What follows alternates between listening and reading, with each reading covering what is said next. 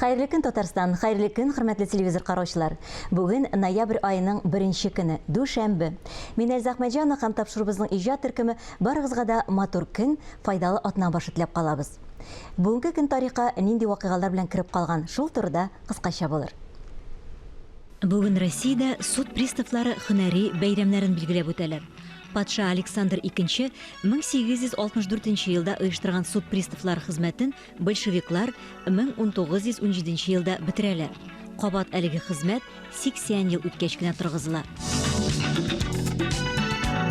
1997 елның 1 ноябрендә Культура Гомум Россия каналы эшен башлап җибәрә. Каналны оештыру тәкъдиме белән чыгучылар арасында Россиянең иң күренекле мәдәният хезмәткәрләре, шул исәптән Дмитрий Лихачев, Мстислав Ростропович кебек шәхесләр була. Бүгенге көндә Культура каналы рекламасыз эшли торган бердән-бер телевизион канал. Бүген халкыбызның чиксез мәхәббәтен казанган композитор, мәшһүр җырчы Сара Садыкованың тууына 115 ел. 400-дән артык җыр, 18 спектакльгә музыка иҗат иткән. Татар музыкасына беренче булып танго, фокстрот стильләрен керткән Сара Садыкова татар хатын-кызлары арасында беренче профессиональ композитор. Ватан 21 гасыр кинокомпаниясе беренче эшен тәкъдим итте. Бер хәл фильмның башлангыч серияларын тамашачы карап үзенең бәясен биреп өлгерде инде. Ватан 21 гасыр кинокомпаниясе апрель аенда гына оешкан булса да, инде уңышлы иҗат җимеше халыкка тәкъдим ителде. 40 сериядан торган мелодрама жанрындагы бер хәл сериалы тамашачы игътибарын көннән-көн күбрәк яулый. Сериалның төп максаты милли һәм мәдәни традициялар аша татар телен өйрәнүгә итерү. Мәдәният, гореф-гадәтләр, дин мәсьәләләре алгы планга чыга. Без бит бу махсус язылган сценарий буенча төшердек бу киноны. Ул эш башланды әле ноябрь аенда, сценарий язу. Төшерү процессы башланды безнең май аенда. Әле менә сентябрьдә генә төшереп битердек кенә әле хәзер монтаж бара бу сериалның актык серияларын дигәндәй. Шуңа күрә бу безнең өчен беренче эш бит.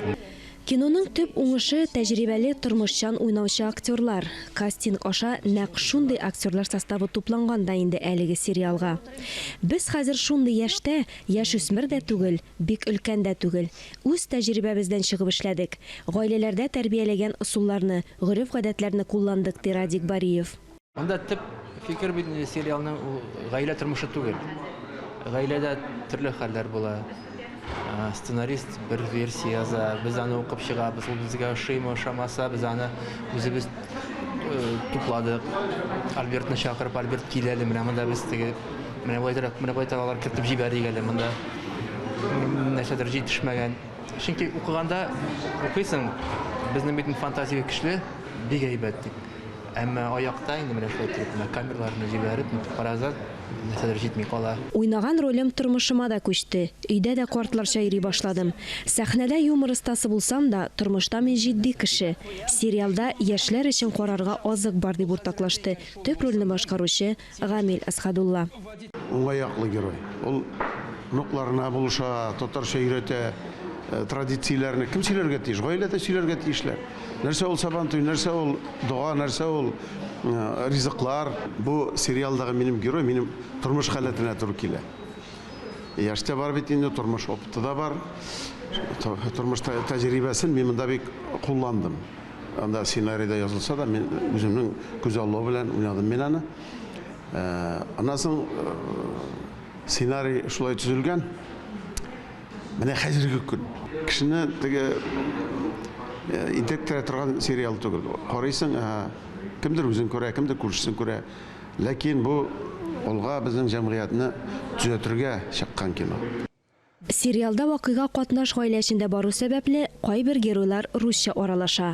Шуңа да сериалны карый башлаган тамашачылар арасында социаль челтәрләр аша татар киносында русча сөйләшү урынсыз дип тәнкыйть белдерүчеләр дә бар. Ләкин бу глобаль проблеманы ничек бар шулай күрсәтмәсәк, төп мәсьәләне ничек халыкка җиткерергә? Чөнки проблеманы күрсәтү белән бер рәттән аны чишү чаралары да ачыктан-ачык сүрәтләнә ди авторлар. Катнаш гаилә тормышы, берничә буын арасындагы мөнәсәбәтләр турында сөйләүче фильм хакында без студиябызның кунагы. Фильмда баш рольләрнең берсен башкаручы актриса, Татарстанның ат казанган артисткасы Зөлфия Вәлиева белән сөйләшербез. Хәерле көн, исәнмесез, Зөлфия Хәерле ханым? көн, исәнмесез? Бик шатбыз сезне күрергә. Кояш кебек елмаеп килдегез Рәхмәт, безгә. мин дә бик яратам сезгә килергә. Зөлфия, ни өчен сериалның исеменә бер хәл дип кушканнар? Бер хәл, ул бит инде һәр гаиләдә була торган бер хәл, була гына түгел, гел булып тора торган бер хәл. Татар гаиләсе булсынмы, ул рус гаиләсе, катнаш гаилә булсынмы, менә шул бер хәлне шишу ысулы төрлеләнә. Төрлечә була һәр гаиләдә. Менә без шул бер билгеле бер гаиләне алып, шул гаилә ичендәге булган бер хәлнең, була торган хәлләрнең шиштек инде бөтен булган нәнишкәлекләрен. Әйе. Бу айруча тамашачылар өчен файдалы дип әйтергә кирәктер. Шулай бит сериалны караучылар өчен. Гыйбрәтле инде, тамашачылар өчен кызыклы, гыйбрәтле, чөнки беләсезме, менә фильмны төшергәндә дә ниндидер бик каты бәхәсләр туа иде. Беләсезме, ниндидер бер сценарийда булган бер вакыйганы алыйк та, мәсәлән, шул ук ир бүләк бирә, хатын-кызга бүләк бирә дә, хатын-кызга ярап бетми, нәрсәдер килешми, каян алдың, нигә алдың, ни өчен шушы төстә? Менә шунда ирләр инде бөтенесе бергә бер тавыш белән шул булыр инде хатын-кызга ярап булмас дигән фикерләр ишетелде. Менә Анастасия ролен сез башкарасыз, кастинг аша узырга туры килгән. Ничә актриса әлеге рольгә дәва итте? Менә дөресен әйтимме, ялганласын. Алдау булмасын. Мин үзем белмим кайсы кем нинди актрисалар килде бу рольгә, ләкин мине үземне мин 2 тапкыр кастингка килдем, бер генә тапкыр түгел. Күрәсең тикшергәннәр. Аннары нәрсә әйтергә кирәк? Менә бу Анастасия роле, ул менә нәкъ минем өчен язылган кебек. Ни өчен? Чөнки беренчедән мин үзем теге шәһәрдә рус мәктәбендә укыганга күрә, мин рус телендә җиңел сөйләшәм. Беренчесе шул. Икенчесе Анастасия, шул рус хатыны, ул ахырга таба әкренләп үзләштерә башлый татар телен. Татарча да сөйләшергә кирәк, димәк, шушы рольдә. Тагын өченче мәсьәлә, мин үзем гаиләдә 2 бала тәрбиялибез без ирем белән, малай һәм кыз балаларда туры килә, нәкъ сериалдагы кебек. Һәм иң мөһиме, ул иҗат кешесе. Мин актриса булсам, ул инде рәссам. Рәссамлыкка мин үзем, менә үзем үк нәкъ Зөлфия шәхсән мин рәссамлыкка китмәкче идем, мәктәпне бетергәч тә. Менә ничек туры килә бөтенесе дә, менә гаҗәп инде. Әле имиджыгызны үзгәртергә туры килгән, Зөлфия? Имиджды инде чәчем әзрәк нитте. Блондин сезгә ошый, әйе, алыштырга уйламыйсыз бу гаиләгә. Алыштырга уйламыйм әле, ошап китте. Бик килешәбез безгә, субханалла. Әйе. Менә гаилә кыйммәтләренә килгәндә, телефильмда ничек чагылыш табалар һәм менә сезнең тормыштагы гаиләдә балаларыгызга да менә нинди кыйммәтләрне сеңдереп үстерәсез? Нинди тәрбия бирәсез аларга? Татар милләте алдында әле шишелмәгән менә шушы тарих буенча, җәмгыять буенча, үз аң буенча мәсьәләләр, шишелмәгән мәсьәләләр бик күп. Шуңа күрә шушы сериалда Альберт Шакиров, сценарист, менә бик күп күрсәтте шушы мисалларны инде, вакыйгаларны һәм шундый бер хәлләрне дик. Беренчедән, минем өчен шәхсән иң якын әйбер, мин хәтта үземнең дәваниемнән калган шигелгән сөлгеләремне, шигелгән кулъяулыклар, шигелгән мендәрчекләрне бөтенесендә студияга алып килеп, менә шушы Анастасия бер мизгелдә рәссам буларак кызыксына башлый, милли рәсемнәр белән, милли бизәкләр белән кызыксына башлый. Менә мин үземнең өемнән, үз сандыгымнан алып килгән әйберләрне хәтта без кинода күрсәттек. Менә минем өчен шул кыйммәтле иде, бик кыйммәтле иде. Аннары инде менә балаларны тәрбияләү ягыннан бик матур урыннар бар. Шундый һәр гаиләгә үрнәк итеп алырлык. Менә Анастасия рус милләтеннән булган ханымның тормыш иптәше татар дип әйтәбез бит инде. Менә бу катнаш никахлар булар проблема дип күрәсезме сез? Әллә инде бу башка нәрсәме? Бу проблема түгел. Бу, беләсезме, бу безнең җәмгыятьтә булган бар күренеш. Андый гаиләләр күп. Әйе. Шуңа күрә бу безнең гаиләдә мин дә күбрәк инде теге проблема итеп карамас идем. Миңа күбрәк шушы гаиләнең эштә үзара булган мөнәсәбәтләр кызыксындырды, күбрәк. Чөнки нинди генә гаилә булмасын, әйттек бит инде, рус-татар гаиләсе, үзара булган мөнәсәбәтләр, алар бик охшаш. Бер гаиләнең икенче гаиләсенә бик охшаш. Шуңа күрә милләт монда роль уйнамый инде, шулай бит. Милләт роль уйнамый. Бер-береңә булган мөнәсәбәтләр. Зөлфия ханым, менә сезнең катнашында карап китик әле бер өзек фильмнан, аннан соң сөйләшүебезне дәвам иттербез. Әйдәгез. Как так, а? Ну как так? Как так? В такой важный день и так проспать? Это должно было когда-нибудь произойти, Мансур. Ты запустил дом. Ты сегодня вечером во сколько придешь? Башланды инде. Не знаю. Как можно планировать день, когда такой оврал? Ты, Мансур, совсем выпадаешь из нашей жизни. И придешь снова только ночью. И так каждый день. А ведь мы же семья. Кто спорит? Дуслар белән мунча кіріп жүрмейм бит мин. Болсам дип тырышам. Беркем дә ишекте менә китереп куймый. Поняла только про баню. Ты можешь говорить по-русски? М? Очень остроумно. Ха-ха-ха. Семья, говорю, наша. Кушать хочет. А это я не забываю. По счетам надо платить, поверь, а их у нас очень много. Отдыхать ты захочешь. А не где-нибудь, а за границей. А улга же нам не хочется. Я же тебя не обвиняю. Ну, футболку сними. Просто немножко хочется внимания. Нам всем тебя не хватает. И не только мне, поверь. Внимание. Бүген студиябызның кунагы Зөлфия Вәлиева, без аның белән бер хәл сериалы турында сүз алып барабыз бүген.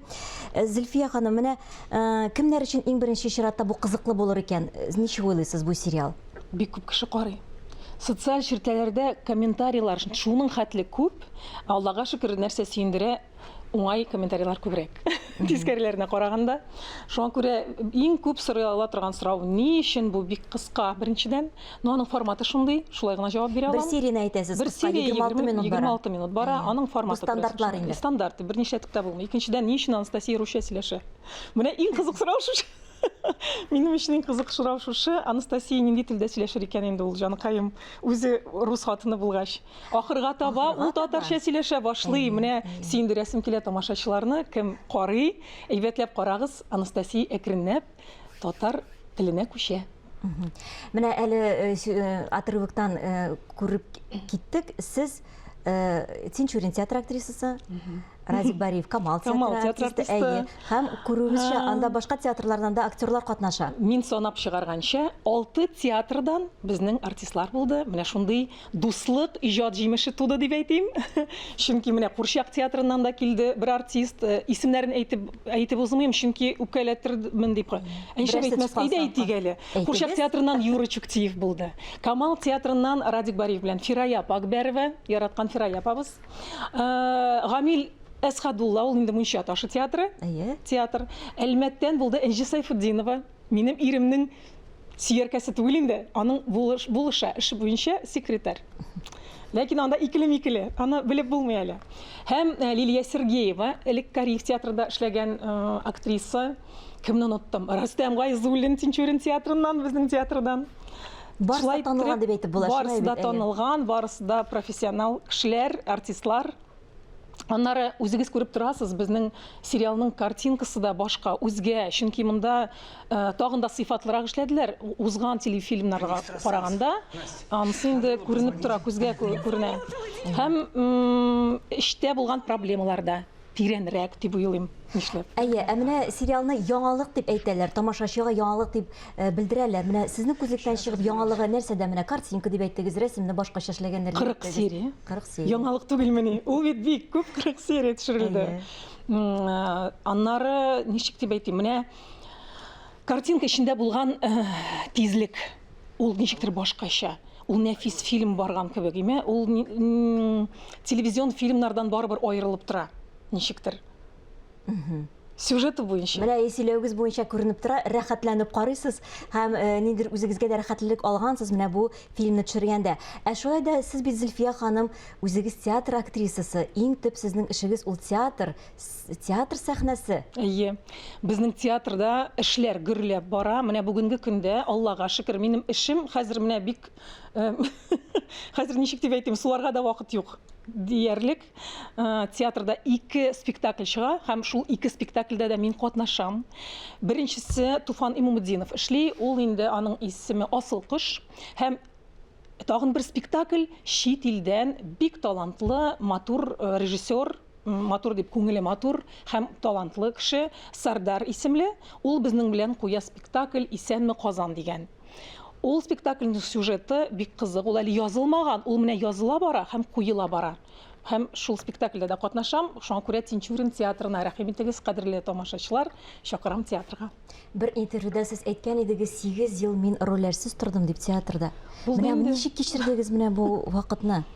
Баштарак бик читен булды, аннары әкренләп мин үземә барыбер эш таба торган кеше. Мин тиз генә елап алам да, күңелсезләнеп алам да, аннары үземне җыеп, ниндер яңа эшкә җигә башлыйм. Шуңа күрә Аллага шөкер, ул яктан елап утырмыйбыз, озак елап утырмыйбыз, эш табабыз. Ә балалар белән шөгыльләнү бу шул вакытта килеп Шул чыктымы? вакытта, нәкъ шул вакытта мин үземне педагог буларак таптым. Менә шулай итеп, бүгенге көндә Манзара театр студиясе эшләп килә 6-нчы гимназиядә. Һәм инде Миләүшә Шәйхетдинова, Камал театры актрисасы белән без театр дигән балалар студиясе ачтык. Һәм ул да бик матур итеп эшләп килә. Ә балалар белән эшләү сезгә нәрсә бирә? Ой, мин алар белән үсәм, мин аларны өйрәнәм. Чөнки минем үземнең төп, ничек дип әйтергә, потребность диләр аныймы? Яңа талантлар ачу. Менә һәр кеше белән аралашканда ничектер минем ниндидер тоемлау бар име, нәкъ шул кешенең көче нәрсәдә икәнен күреп алу һәм шуны үстерергә. Бу зур сәләт. Бу сәләт дип уйлыйм мин, һәм мин аны белмидем элек, ә хәзер инде рәхәтләнеп менә шул юнәлештә эшлим. Үзе ничек кызык булган? Һәм бит әле сез тагын психолог та. Психолог дип инде менә шул рольсез утырганда мин кирип укып чыктым, инде психологка да бар инде бар. Рольләрегез өстендә эшләгәндә сезгә менә бу яңа һөнәрегез сезгә ярдәм итә торгандыр? Әлбәттә, һәр актер үз ролен өстендә эшләгәндә без инде утырып анализ ясыйбыз. Ни өчен бу герой булай эшли, ни өчен тегеләй. Шуңа күрә психолог белеме бик ярдәм итә актерлык эшендә дә. Әле без сезне җырчы буларак та беләбез. Бүген бит Сара Садыковның туган көне, Зөлфия ханым. Шулай мин Сара апаны бик яратам. Әйе. Сезнең репертуарда аның җырлары бармы? Сара апаның җырлары дип инде Сара апаның җырлары алар билгеле, бөтенесе дә без аны беләбез, ул җырларны барыбыз даими, ләкин әле миңа Сара апаның биографиясе кызыксына, мин аның иҗат тормышы белән кызыксынам. Минем күптән йөри торган хыялым бар, нәкъ Сара апаның иҗаты буенча ниндидер бер пьеса язсалар, менә мин Сара апаны Уйнар идегез рәхәтләнеп, диме? Шуңа күрә мин Сара апаны бик яратам ул яктан. Ул миңа якын, күңелемә бик якын шәхес ул. Бүген килеп, көнегезне безнең белән башлаганыгыз өчен зур рәхмәтләр әйтәсебез килә. Сез безнең шундый якты, матур, мөлаем актриса, без сезгә бары уңышларны телибез. Барыр юлыгыз, иҗат юлыгыз озын, матур булсын. Тамашачыларны һәр вакытта сезне карап соклансыннар. Ә сез инде тамашачыларны үзегезнең рольләрегез белән һаман да шатландырып торыгыз. Амин, амин, шулай булсын. Бик зур рәхмәт сезгә дә. Бүгенге менә шулар, мин Эльза Әхмәтҗанова сезнең белән иртәгә кадәр саубуллашам. Һәр көнегезне матур уй фикерләрдән генә башлагыз. Исән, имин булыгыз.